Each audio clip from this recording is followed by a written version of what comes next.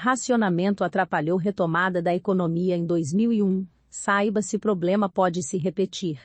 Com bandeira tarifária em nível mais alto, conta de luz pressiona a inflação e pode acelerar a alta dos juros em momento que o país precisa diminuir os efeitos da crise causada pela pandemia do coronavírus. Em 2001, a redução do uso de energia paralisou a atividade econômica e prejudicou a saída da crise cambial. A principal crise hídrica do país em mais de 90 anos desperta um antigo fantasma na mente dos brasileiros: o racionamento de energia do início dos anos 2000. Para dar ares mais fortes à lembrança, o governo de Jair Bolsonaro, inclusive, edita uma medida provisória que cria diretrizes de intervenção para que seja possível operacionalizar um plano de cortes de energia para economizar os recursos. O texto ainda não saiu do Ministério de Minas e Energia, e o órgão informou ao G1 que não trabalha com planos de racionamento. A MP, diz o governo, visa fortalecer a governança do processo decisório, possibilitando maior agilidade, segurança jurídica e total respeito às competências de todas as instâncias. Leia mais. Há pouco mais de 20 anos, em maio de 2001, o país iniciava um programa de metas de redução de consumo de energia. A gravidade da seca nos reservatórios e a falta de investimento em geração e transmissão de energia causaram, juntas, uma severa crise de oferta de eletricidade. À época, documentos mostraram que o governo de Fernando Henrique Cardoso, PSDB, sabia que havia risco de falta de energia, mas a equipe diz ter sido surpreendida pelo estágio avançado da situação. Sem capacidade de manejo, foi necessário reduzir compulsoriamente o consumo.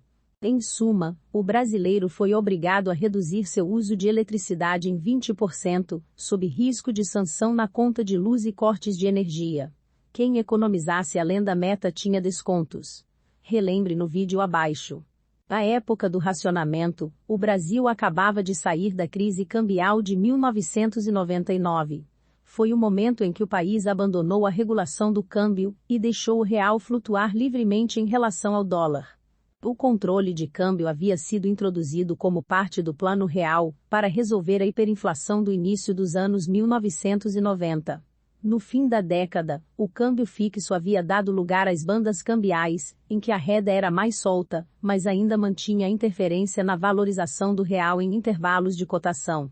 A ação no câmbio perdurou por anos e havia deixado um desequilíbrio grande na balança comercial e necessidade de juros mais altos, o que passou a prejudicar o crescimento e a formação de empregos. Em 1999, após a reeleição de FHC, as reservas internacionais estavam esvaziadas, e a dívida pública aumentava pela necessidade de aportes para manejar a cotação do real. O governo foi obrigado a mudar o regime para o câmbio flutuante. Depois da liberação, os juros caíram, e a balança comercial se beneficiou, mas houve impacto forte na inflação e no endividamento de empresas, que contrataram empréstimos em dólar. Ainda assim, a retomada da economia acontecia por meio de empresas exportadoras, que se beneficiaram de um dólar mais alto, e do aquecimento da indústria. Mas a retomada se perdeu justamente quando o racionamento entrou em questão. Sempre que há falta de oferta de energia, a indústria é obrigada a paralisar a produção e, eventualmente, os empresários precisam também repassar o custo extra ao restante da cadeia. Como efeitos secundários, os setores de comércio e serviços aumentam os preços ou diminuem as margens de lucro e investimentos. A ondulação dos resultados foi evidente. Afetado pela crise cambial, o PIB do Brasil teve alta de 0,5% em 1999. No ano seguinte, subiu 4,4%. Em 2001, ano do racionamento, o aumento foi de apenas 1,4%, marcado por 3 trimestres de queda. Em cenário muito mais delicado, o Brasil se esforça agora para deixar para trás a crise causada pela pandemia do coronavírus. O G1 procurou economistas, consultores do setor elétrico e membros do governo FHC, para comparar o entrave enfrentado em 2001 com o momento atual. O ministro da Fazenda Pedro Malan e o ministro da Casa Civil Pedro Parente negaram pedidos de entrevista. A justificativa dos governistas, contudo, foi amplamente documentada à época. Parente, que foi o coordenador do gabinete de crise elétrica, classificou a falha como um problema de comunicação entre governo e áreas técnicas do setor. De certa forma, foi subestimada a dependência do país em sua matriz hidrelétrica, e passou despercebida a falta de estrutura de transmissão de energia entre uma região e outra. O cenário em 2021 é muito diferente. Segundo o levantamento da Empresa de Pesquisa Energética, EPE, as hidrelétricas passaram de 83% para 62% da capacidade instalada de geração de energia entre 2001 e 2021.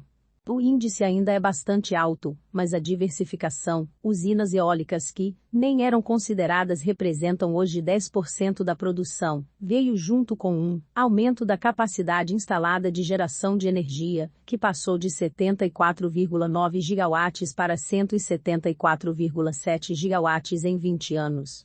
As linhas de transmissão também mais que dobraram, de 70 mil quilômetros para 145,6 mil quilômetros de extensão.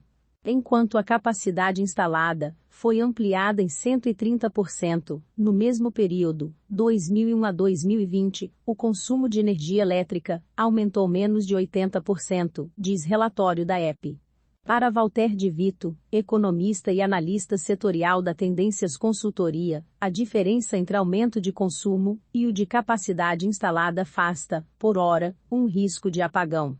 Na visão do especialista, a retomada econômica de 2000 tinha um vigor maior que a atual, o que demandava mais do setor energético. Desde a crise de 2015 e 2016, a economia e o consumo de energia vêm patinando. Há uma recuperação de demanda, mas que vem de um buraco. Em 2000, havia crescimento de consumo em todas as classes produtivas, afirma de Vito. O consumo de energia naquele ano havia subido 5,3%, segundo a EPE. Em comparação, a demanda em 2020 veio de período de oscilação, e foi equivalente a 2018. Para ele, o aumento previsto de consumo de energia em 2021 deve seguir as projeções do Operador Nacional do Sistema Elétrico, ONS, e será da ordem de 4,5%. Assim, diz ele, mesmo em caso de racionamento, seria muito mais leve do que foi visto em 2001. Hoje, há formas de contornar um apagão que não se tinha naquela época.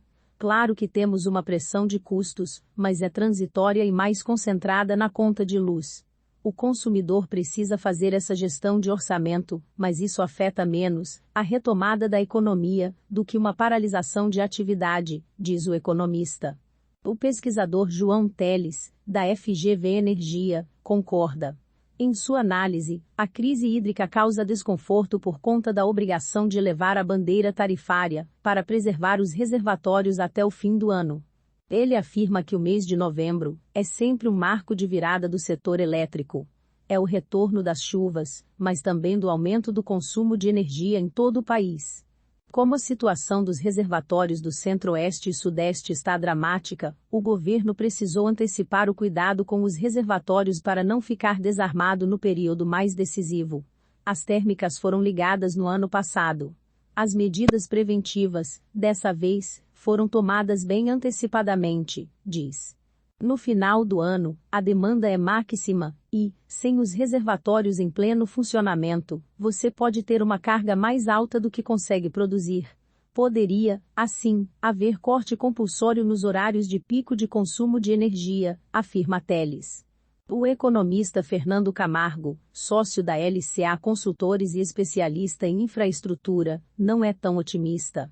Para ele, o ONS trabalha com uma projeção de crescimento da demanda defasada e abaixo do ritmo de crescimento observado entre janeiro e maio de 2021. Enquanto o órgão fala em 4,5% de crescimento de consumo, Camargo estima ser mais realista, uma quantia de 6% a 6,5%. As simulações que o Ministério de Minas e Energia está fazendo levam em conta diversas variáveis no limite, como a capacidade de transmissão no máximo e todas as usinas térmicas sempre disponíveis. Isso eleva muito o risco de algo sair dos planos, afirma Camargo. O economista entende que, nesse cenário, devem persistir os preços altos de energia, e entram no radar os riscos de apagão de duração e profundidade difíceis de estimar.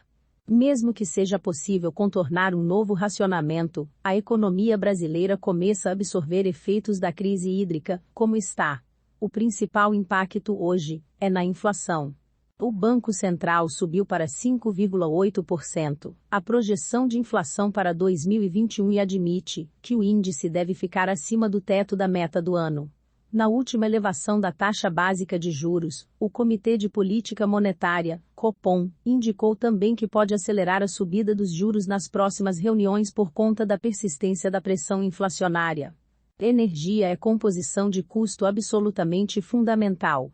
Se essa pressão se intensificar demais e tiver que ser combatida por juros à frente, podemos ter um derretimento das projeções de crescimento, avalia Fernando Ribeiro Leite, professor de economia do INSPER.